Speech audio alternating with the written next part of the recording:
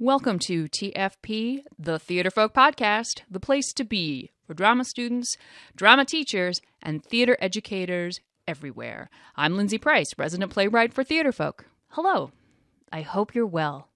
Thanks for listening.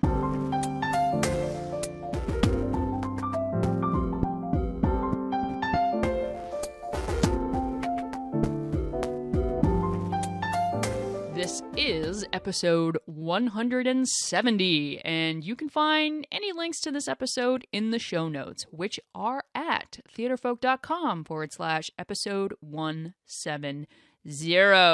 Today we're talking. Oh, see, I'm already in the spirit of things. I already got a little song in my heart, a song in my voice, because we are talking musical theater. Haha. And more specific to that, musical theater in the drama classroom. That's right. Singing, I know, is something that terrifies many people almost to death. You may be one of those people. It's one thing to sing in the car at full volume. How many of you are singing Hamilton in your car on your way to and from work? But it's another thing entirely to do it in front of your peers. But teacher Colin Oliver, he includes musical theater in his program, and he thinks you should too, even if you have students who will never sing a note outside of class. So let's hear what he has to say. All right, I am here talking with Colin Oliver. Hello, Colin. Hi, Lindsay. Thanks for having me. Absolutely. How are you doing today? Very well, thank you. How are you? Fantastic. Good. So usually I ask our guests where in the world you are, but we are actually in the same room.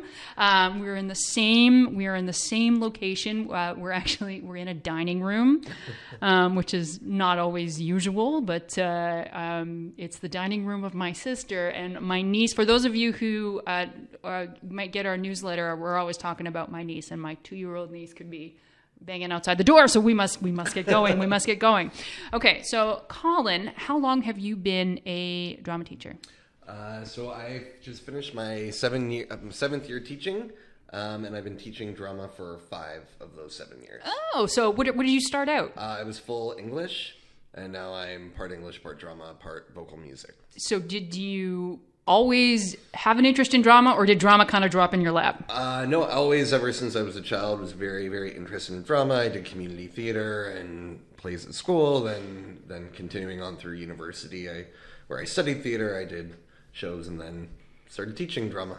Okay, so where did the switch come for you from being a performer to being an educator?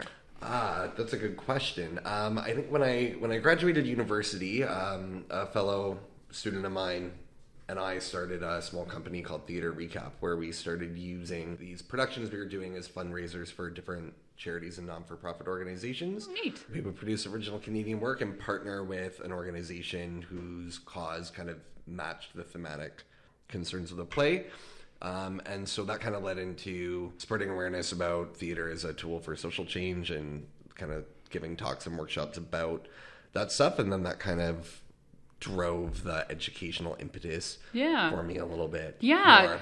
More. And how was that? Because it's always interesting to me when I made that switch from being a performer to being a playwright to actually being very involved in the education element of it. Was that something where you went, okay, we want to perform and this is the way we can do it? Or has that social quality of it always been important too? Yeah, I think the social aspect of it was a big driving force, and kind of still is for me in education as well, and looking at different ways theater can influence people socially. But certainly that was my passion. More than just performing, was exploring theater as a tool for doing those things. Well, and I think it's what was the most interesting thing for me to learn was that in the educational setting, like if you really want to impact some change, if you want to get someone to be really impacted by a social issue, high school is where it's at. You know, like theater can change their lives. Theater can make them go, oh, I never realized about, XYZ, or I am feeling the exact same thing. For sure. And I think adolescence is a really interesting time where people are quitting, or we're quitting viewing the world in black and white, right? Or quitting looking at things as just being one way or the other. And so kind of students are opening up to the gray areas and to looking at things differently, right? And again, so being exposed to things that maybe they're not actually aware of, right? And learning about themselves in the world and their place in it, for sure. But I think you're absolutely right. That identity of emotion across a spectrum of experiences is really can be kind of eye-opening, for sure. Yeah, absolutely. So, and which is so funny that we're talking about this as a social thing when this is not our topic at all. No. However, we'll transition. And actually, we can talk about all things, but our topic today is actually musical theater. Absolutely, yes. And teaching musical theater and why we would teach musical theater and include musical theater in a drama program or a drama curriculum. And so why is it important to you that musical theater has a piece? I think there are a variety of reasons. I think one of them kind of just linking to what we just talked about you link about emotion, right? I mean, it's such a wonderful access point for so many people into the world of theater. I've always found musical theater to be incredibly accessible, and so even if the situations are not accessible or relatable, right, it's the kind of heightened emotion or the high stakes emotion that I find young people are particularly drawn to. Do you find that students who maybe with a monologue have trouble tapping into the emotional quality, do they find it easier when they sing, or is that just me on a limb? I think that singing is in some ways more than speaking is such an emotionally expressive method of communication to begin with. I think it's very hard to sing without emotion. I think it's much harder to sing without emotion than it is to sing with emotion. So I think in some ways that is definitely true. You add in all the other anxieties that come from singing in front of people that maybe kind of impedes or interferes with that a little bit. But I definitely think that it's almost impossible to sing without emotion. Awesome. Okay, so cool. So that's one thing that's really a really good key for using musical theater, emotion. What else is a really important part of that piece? I think in terms of practicalities for me, I mean, if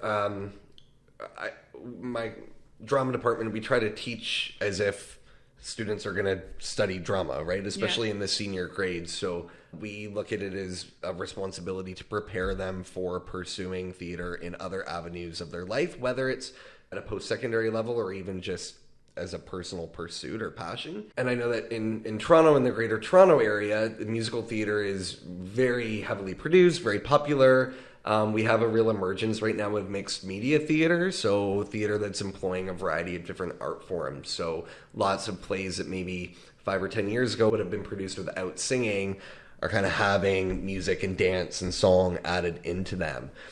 So I really feel strongly that it is part of the preparation of young people to go into the world of theater. Musical theater is such a big part of that.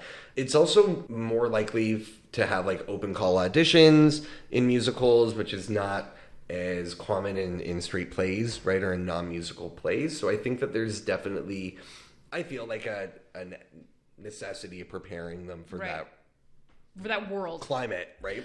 Okay, so because I know that there's going to be folks who are listening who are like, well, that's fine for the guy in Toronto.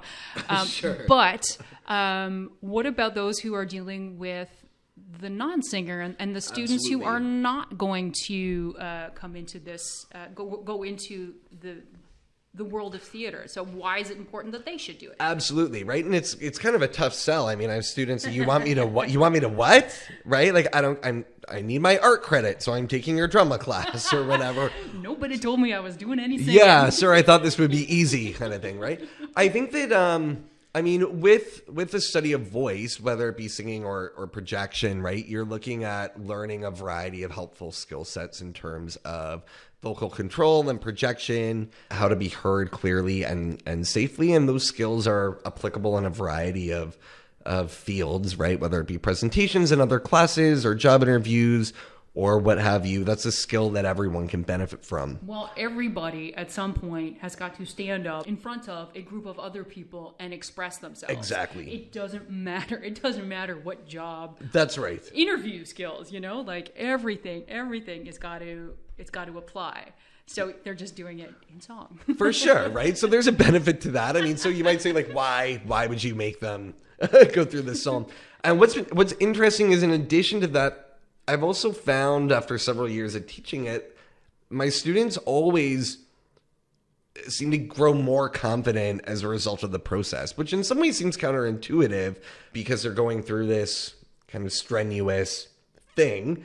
But it's like we build the community and we get them comfortable to the point where they sing in front of like 25 of their peers.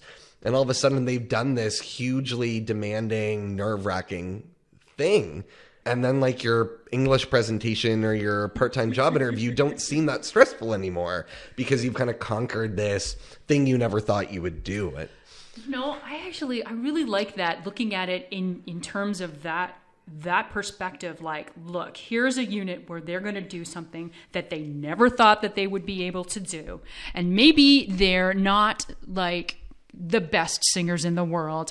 And maybe they're not headed for Broadway, but that confidence that they could get at the end of it, I can't think of a thing that is actually would be better. Yeah. I feel the same way. I find that the same thing happens when it comes to playwriting, because it's another thing that students are terrified of doing, and that the accomplishment that they feel when they write a play is just like, well, if I can do this, I can do anything. Absolutely. And it's certainly a rewarding thing to have year after year students come up to you and tell you, I've grown so much more confident and comfortable with myself and with other people from studying this or from learning this. Yeah.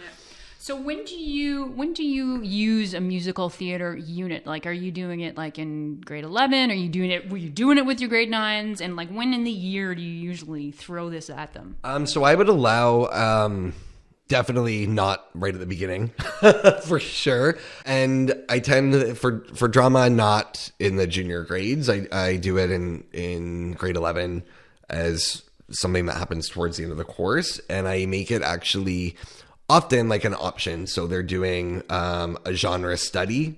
So the whole class is divided into groups and takes genres is one way you could do it. So that way you get the kids that are really into it, maybe, that are doing it. I don't always do it that way. It doesn't have to be done that way. But I think certainly the later in the semester, the better, because a lot of that establishment of safety and community needs to already have a really solid foundation. As drama teachers, that's something we do a lot of already, and we recognize the importance of, but it seems to take on this whole other persona when we ask our students to sing. I mean, there's just some fear that gets triggered in them that I've never seen before when I tell them they're going to sing. So I find the further into the semester, the better in terms of their comfort level. Well, I mean, I think it is one thing to do a monologue in front of an audience, because you can't necessarily screw up your speaking voice. But there's just some people who can't sing. Absolutely. For sure, there are. And I think that there's this temptation to tell young people like, oh, everyone can sing, and they know that that's not true. Not everyone can sing. I think that most people can learn to sing reasonably or passably well. And I've actually I've just bought a book I'm reading this summer about the science behind tone deafness, and how few people are actually like scientifically tone deaf, and that the vast majority of people can be taught or learn how to sing. Do you think it's, because I find this with playwriting, do you think that people who feel they can't sing, it's because they've been told they can't sing? Is it psychosomatic? I think there might be some of it. I think that and certainly I've encountered with some students, often like teenage male students, but not always. They don't want to be able to sing. What does that mean? It just isn't, it's not the identity they're fashioning for themselves, right? And so, and sometimes it's heartbreaking, because I've had students that are actually quite naturally talented and kind of sabotage themselves and don't sing well, And so they don't seem to want to be able to sing, which is kind of weird to wrap your head around. Yeah, but it you know what? It fits the profile of a certain teenager. Mm-hmm. I don't want anyone to see who I really am. And also, I don't ever want to make a mistake. Absolutely, right? There's definitely that fear of, and not even failure, but not being perfect, right? The fear of the lack of perfection at something. And that's the thing that's really happening now these days, right? Is that if I can't be perfect, why should I do it at all? Exactly, right? And so singing is something that's, I say it's easy to learn, hard to master kind of thing, right? Where you can be taught to sing, but it's hard to be the best, right? And who's the best singer? Like, that's not a measurable thing, really, right? Well, and then also, because then there are those people who are just natural singers, you know, like I always think of Mandy Patinkin, who has never had a singing lesson, right? You know? Yeah. It's like, okay. And so, okay, so how do you construct a unit then when your goal is to sing, your goal is to perhaps perform a solo or be part of a group, and you're very conscious of this notion of that there are going to be those who perhaps can pick it up naturally, but those who either don't want to sing well, or who have been told they can't sing well, or maybe they're just not the confidence is there, so they don't sing well. Mm-hmm. So how do you deal with that in terms of getting them to put a piece together? I think to start the unit, I always do an activity as an icebreaker I call it drawing your voice. And I literally I don't tell them really what I'm doing, but I give them a sheet of paper and a marker, and I say, everyone draw what you think your singing voice sounds like. And inevitably, every single student has some self-deprecating response about their voice, even the kids that are really, really strong singers. And I think that does a couple of things. One, it allows the students that are really maybe nervous or shy or kind of self-deprecating, it gives them a chance to openly express their insecurities or their anxieties about the project in a way that is not threatening. Like they've been provided with the forum to do that in, which I think is really important. But it also shows everyone that every other student in the class has some insecurities or self-doubt about it as well, right? I've never once done that activity where anyone said, "Oh, I don't have any worries about my voice," right? So I think it kind of, in some ways, I'm wonderful, right? It kind of levels the starting point a little bit in terms of everyone's feeling that kind of trepidation, and then it allows everyone to sort of move forward together, or to feel like they're moving forward together. Yeah, I like that actually, because everyone's on the same page. Yeah. Do you do the exercise? I do. Yep, I usually do it with them because, again, it allows them to see. I have insecurities about my voice too, right? And so it kind of puts everybody in the same place. Yeah. And then I get to be part of it. I mean, I'm also observing as a teacher. It's a great activity because you get to learn what your students' concerns are. But I think it's important for them to see as well that I'm not I'm not the perfect singer that's going to be judging them for what they're doing. Do you do any modeling when it comes to singing, or do you think it's more important that they try this stuff out on their own? I model. I think that I can't ask students to take a risk that I'm not going to take. I don't think that's fair. So particularly in warm-ups, I model. So sing your vowels, I show them kind of what I'm talking about. But even when I work with the small groups or one-on-one, I'll sing the part for them, or sometimes when they're nervous, I'll sing it with them. So they have, sometimes they just feel like they need a security blanket of a voice to hide behind until they're comfortable with it. But I think it's really important, again, to take that risk with them. The first time I taught this, I didn't do that. And I got you're asking us to do something that you're not doing yourself, right? Yeah. Which, fair enough. Like I said, it's kind of a monumental risk, right? People get nervous about that. Even adults, we get nervous about singing in front of people often. So I think it's really important to model. Yeah, I think that, I just love it looking at, and I think this is really important to talk about musical theater, again, not as this thing where everyone's going to go off and be Broadway performers, but what are we actually asking our students to do? We're asking them to risk. Yeah. We're asking them to get out of their comfort zone and accomplish something they've maybe never done before. Yes. And I think that as an education piece, it's awesome. Well, that in and of itself is a learning experience, right? Regardless of what the product, there's process and product, and the process is a valuable learning one as well. I think too, in terms of kind of what your goals are, I mean, in drama, you don't even need to evaluate their pitch, right? Or how well they sing. I mean, if your goal is to get them to kind of convey or communicate character through a variety of different texts, a song can be one of those texts, and that is irrespective of whether or not they hit all the notes perfectly. They can still maybe deliver a powerful emotional performance without hitting the notes properly. That might be, and that's a good thing maybe too, that students need to know too, that again, you're not being evaluated on your perfect singing. You're being evaluated on how you bring this character to life, and this character just happens to sing. Right, exactly. Right. Yeah. So the song is the script or the text you're using, but it's about your character delivery. Awesome. Okay, so let's wrap this up, and you're going to talk specifically to the teacher who is listening to this, who is terrified of the thought of musical theater, of teaching musical theater, letting alone letting their students do it. And what would you say are 3 pieces of advice that you would give to a teacher to say, look, musical theater is a unit that you should include in your program? Okay. Wow. Not to put you on the spot. Yeah, no, that's fine. I think that you need to acknowledge the fear that your students will have, absolutely, and be as reassuring as possible. I know as drama teachers, we support our students through a lot of risk taking, and I think from my experience, that support that is required for asking students to sing is tenfold what it normally is. So just be aware of that fear that they will have. Secondly, I think that it's okay to not be an expert. I think it's actually a benefit sometimes for your students. We were talking a little bit earlier about the drawing your voice activity. Sometimes it's comforting for your students to see that you're not, a world-class singer, right? Or maybe that it's a learning journey that you're going on together, is sometimes something students find really comforting.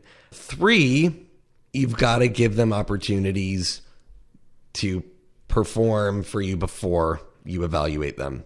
That is the most important thing I can say if you're going to teach musical theater as a unit of study, is they have to have sang their song several times in front of their peers and in front of you before you evaluate them, because otherwise they're defeated more often than not before they begin, because their nerves just take control of them. I think that's like the single most important piece of advice if you're doing a unit like this. Well, and because so many things happen with nerves that directly affect the singing voice, don't they? Absolutely, right? I mean, if we look at our diaphragm and our breathing, right? If we're shaking, our breath wavers, and that's, kind of instantly we lose the posture and the breath control that we need to sing successfully.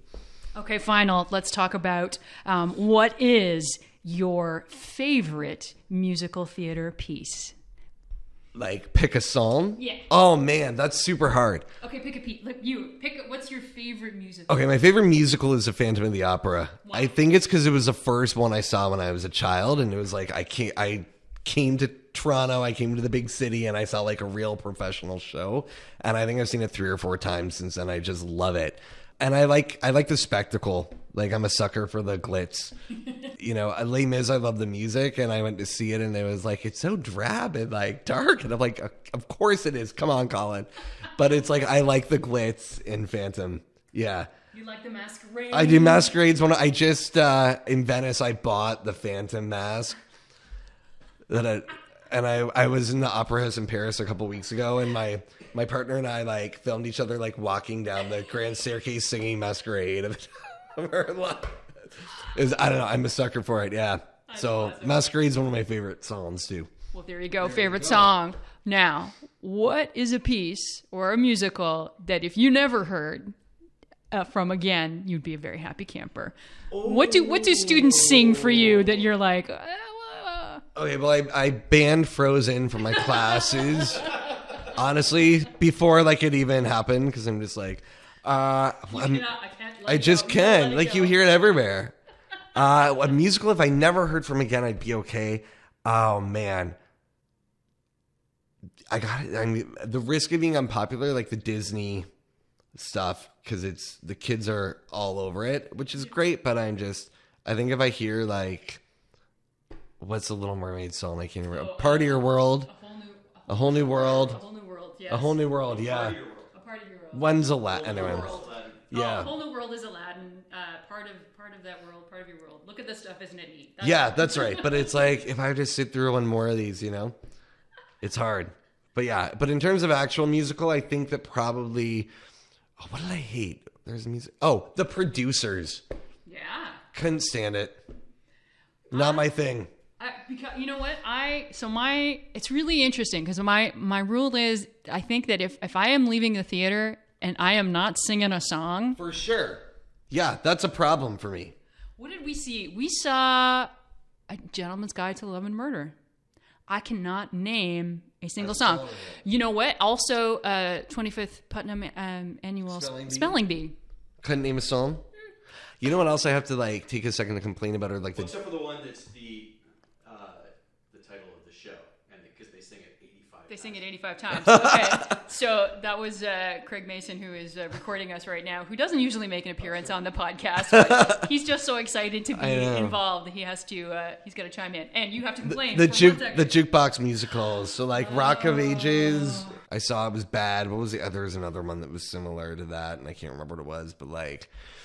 They're bad. You know what's hilarious? And we'll end on this. So we were in Iceland and we saw Mamma Mia in Icelandic. Wow. So all it was character, physicality, and songs that I already knew. Weird. And it was really awesome. Like they did a really good job. Because I've seen the movie and I know that it's not a great story. I'm gonna say some words that are gonna lead me right into the song. Yeah. But when you don't have any, when you're not even thinking about the quality of the dialogue and you're just looking at this thing, so it's almost like it's like the prime. Seeing Mamma Mia in Icelandic is kind of like the Uber musical because it's just it's just music. Yeah. Awesome. Okay. Thank you so much, Colin. This has been awesome. Thank you so much for having me.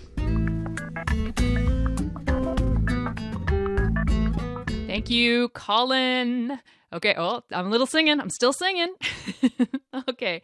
Before we go, let's do some Theatrefolk news.